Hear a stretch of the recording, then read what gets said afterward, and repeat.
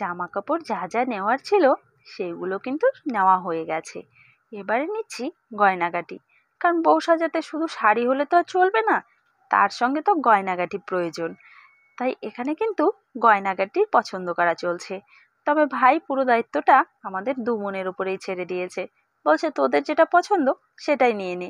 যদিও ভাইকে বলেছিলাম বউকে সঙ্গে করে নিয়ে আসতে, কারণ ও এলে হয়তো ওর পছন্দ মতন জিনিস নিতে পারতো, সেখানে আর কোনো খুঁত থাকতো না।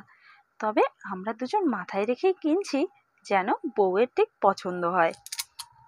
জানি না কতটা ওর পছন্দ মতো কিনতে পারবো।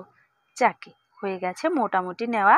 এখানে 3টে হার নিয়েছি, একটা হচ্ছে একদম চাপা, আরেকটা একটু বড়, আর একটা সীতাহার নিয়েছি। সঙ্গে কানের টিকলিটা এখনো নেওয়া হয়নি, টিকলিটা নিতে হবে। আর চুড়িটা নিয়েছি।